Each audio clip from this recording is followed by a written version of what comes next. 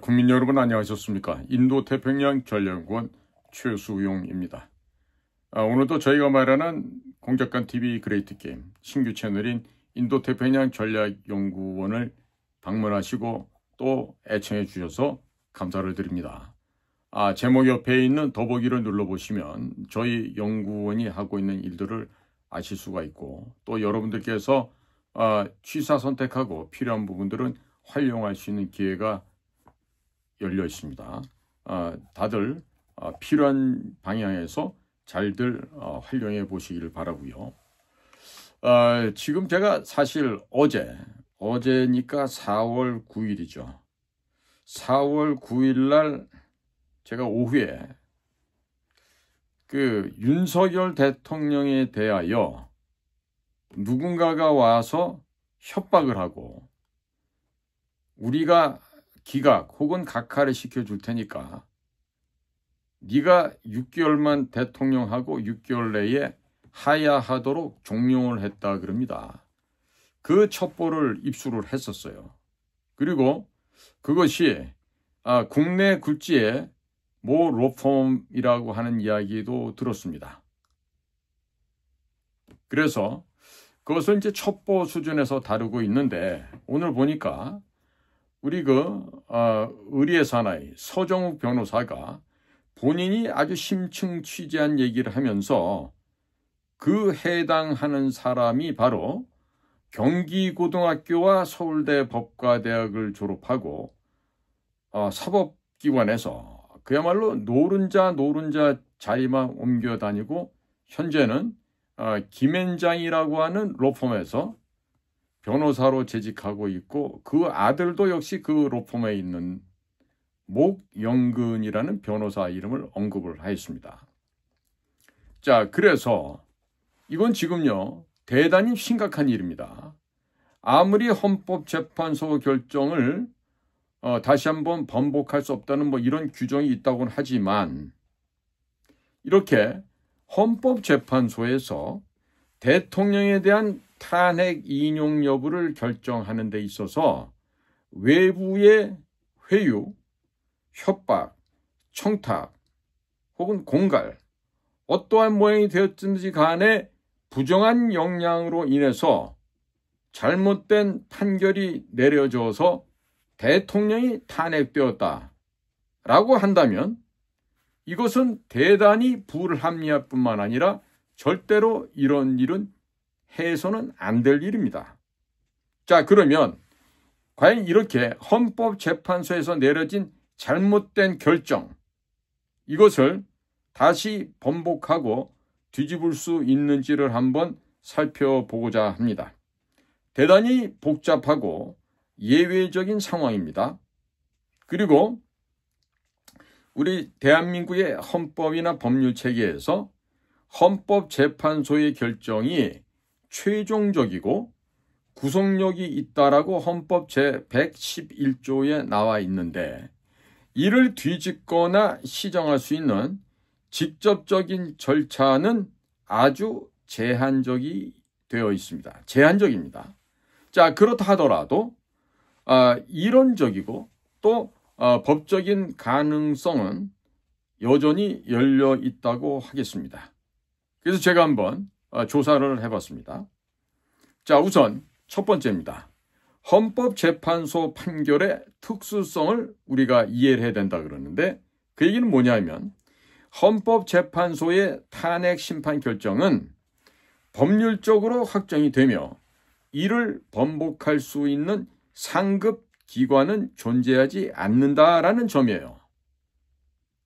따라서 잘못된 판결을 시정하려면 헌법재판소 내부의 절차적 한계나 법적 허점을 활용하거나 새로운 법적, 정치적 절차를 만들어야 한다는 것이죠. 참 이 법이란 것이요, 표현되는 그 글자, 문구, 이런 것을 가지고 따지다 보니까 정말 법보다 주먹이 가까워야 된다는 이런 생각이 요즘 들어서는 부쩍 더 들게 되는 상황입니다. 자, 그래서 두 번째로 가능할 수 있는 시정 방안은 무엇이 있는가 한번 찾아보았습니다. 첫 번째로 재심 청구의 유사 절차를 모색하는 일입니다. 자, 지금 재심 청구의 유사 절차를 모색하는 데 있어서는 그 현실적인 한계가 있는데 헌법재판소 법에는 일반 민사, 형사소송과 같은 명시적인 재심 제도가 없습니다.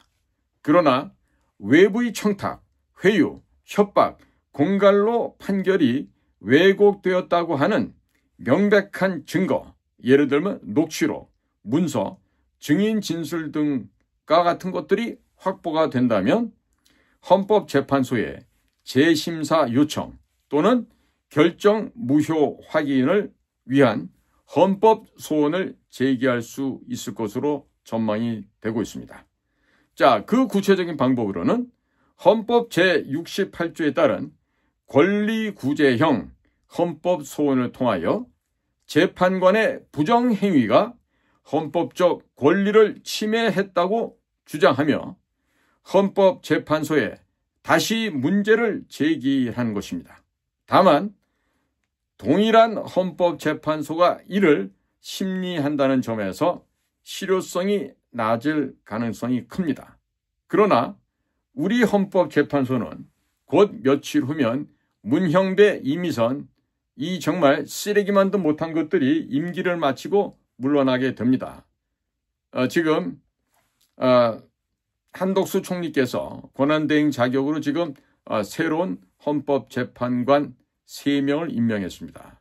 자, 근데 여기서 40여기는 그렇다 치고 이완규라고 하는 법제처장에 대해서 우리가 관심을 갖고 봐야 됩니다. 과연 한덕수 총리께서 대통령 권한대행의 일을 하면서 이 이완규 법제처장을 헌법재판소 헌법재판관으로 임명을 하셨어요. 자, 그런데 그것이 과연 한덕수 총리의 뜻이었을까요? 저는 그렇게 안 봅니다. 이완규 법제처장을 지금 헌법재판관을 임명한 것은요, 전 틀림없이 누군 또 윤석열 대통령 뒤에서 했다, 그게 아니고 미국에서 너네들 이번에 이딴 식으로 결론 내놓고 이완규라는 사람이라도 새롭게 임명을 안 하면 곤란하지 않느냐라고 지금 강하게 미국 측에 불만이 지금 전달된 것으로 보여집니다. 따라서 한덕수 권한대행께서도 그에 대해서 거부를 할 수가 없었을 것입니다. 아마 그 얘기는 며칠 전에 썼던 트럼프 대통령과 한덕수 권한대행 사이에 영어로 대화를 하면서 충분히 진행될 수 있었다라고 그렇게 평가를 하고 싶습니다. 자, 그러면 두 번째로, 그래서 새로운 이렇게 이완규와 또 마은영 그리고 또 함시성을 가진 또 다른 헌법재판관 있죠. 이분들 세 분이 이제 헌법재판소로 들어가면서 이제 확실한 대통령 몫으로 2명의 우파 성향의 헌법재판관이 추가로 돼서 이번에 이 얼토당토하는 이 거짓된 탄핵 결정을 번복하고 뒤집을 수 있는 최소한도의 지형은 마련했다, 이렇게 볼 수가 있는 것이죠. 자, 그러면 두 번째로 헌법재판관에 대한 탄핵 또는 고발이 있는데요. 이것에 대한 근거는 헌법재판관이 외부 압력에 굴복하거나 부정한 행위를 했다면 이것은 직무유기, 뇌물수수 또는 직권남용에 해당할 수가 있습니다. 따라서 이것을 진행하는 절차는 첫째, 국회에서 해당 헌법재판관에 대한 탄핵 소추를 발의합니다. 헌법 제65조입니다. 둘째, 헌법재판소가 탄핵 심판을 진행하고, 셋째, 탄핵된 재판관의 판결에 영향을 미친 부정행위가 공식적으로 확인되면 이를 근거로 하여 정치적, 법적 재검토를 요구할 수 있습니다. 물론 형사고발도 가능하며 동시에 검찰에 재판관을 직권남용, 공갈, 협박, 공모 등의 혐의로 고발하여 수사를 촉발시킬 수도 있습니다. 지금 이번에 보니까 김형두와 김현장 로펌의 목영민 변호사인가죠? 그 라인이었다고 얘기하는데 아마 그 둘만이 다가 아니라 더 많은 인원이 있고 또 지금 외부에서 또 다른 첩보 들어오는 거는요. 이 헌법재판관들에게 녹록지 않은 적지 않은 돈이 전달됐다 그러는데 그 돈을 지금 공급한 공급처가 있어요. 오늘은 그 얘기는 조금 제가 신중하게 말을 삼가겠습니다. 개인일 수도 있고 조직일 수도 있고 회사일 수도 있는데요. 그 외부에서 이 헌법재판관들이 만족할 만한 그런 목돈을 마련해서 전달했다고 하는 게 있습니다. 자, 세 번째로 국회의 정치적 해결입니다. 이거에 대한 방법은 국회가 탄핵 결정의 정당성을 재검토하고 헌법재판소 판결이 부정하게 이루어졌음을 입증하는 증거를 공개적으로 제시하여 대통령의 복권, 대통령의 복직을 위한 특별법을 제정하는 것입니다.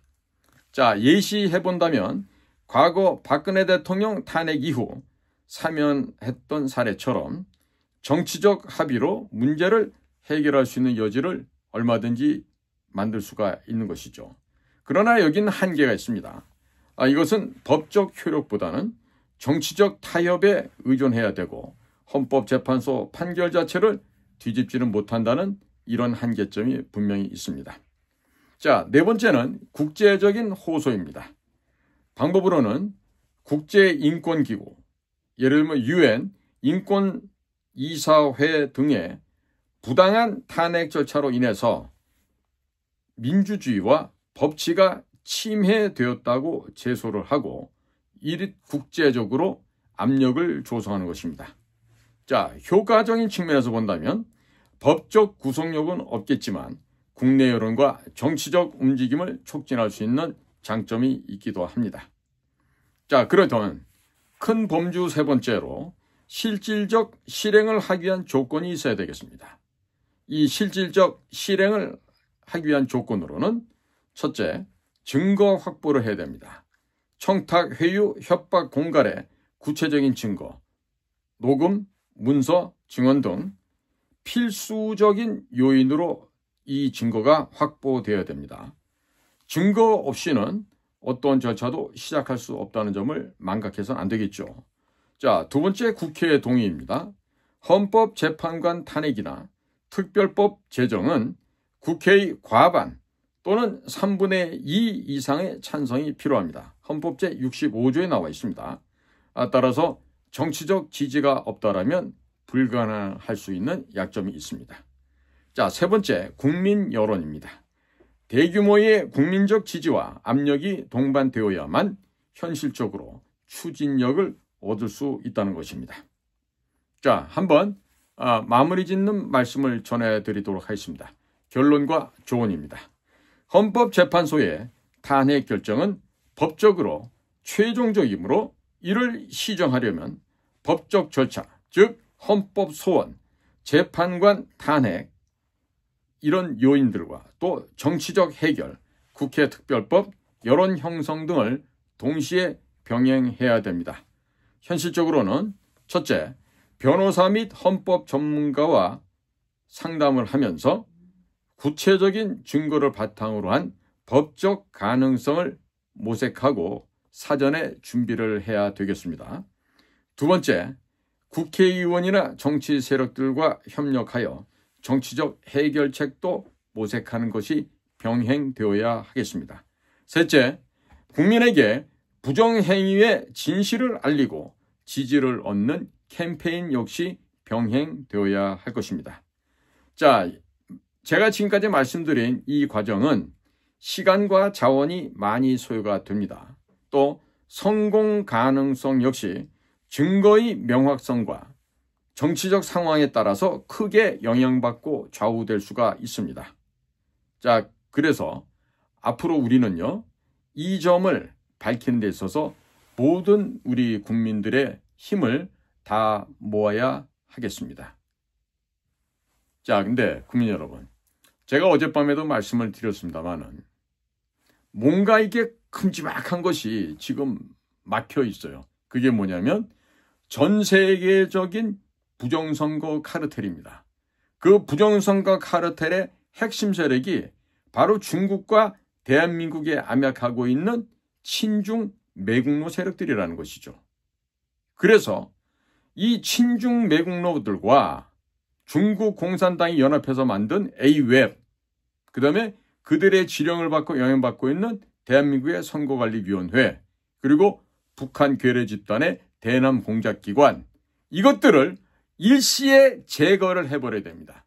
그런데 그 제거할 수 있는 그 어마어마한 핵무기를, 비유적인 표현입니다. 진짜 핵무기가 아니라 그 어마어마한 그 핵탄두를 미국이 갖고 있는데 그것을 빨리 미국에서 좀 터뜨려 줘야만 할 것 같아요. 그래야만 지금 이 진실을 보도하는 사람들, 또 이 진실을 지키고자 하는 이 자유민주 수호 애국공화 시민들이 건강하게 그들의 삶이 유지될 수가 있는 것입니다. 이 자유민주공화국 대한민국에서 이와 같은 부정과 불법과 조작이 횡행한다라는 것은 정말로 부끄러운 일입니다. 정말 부끄럽고 창피한 일이에요.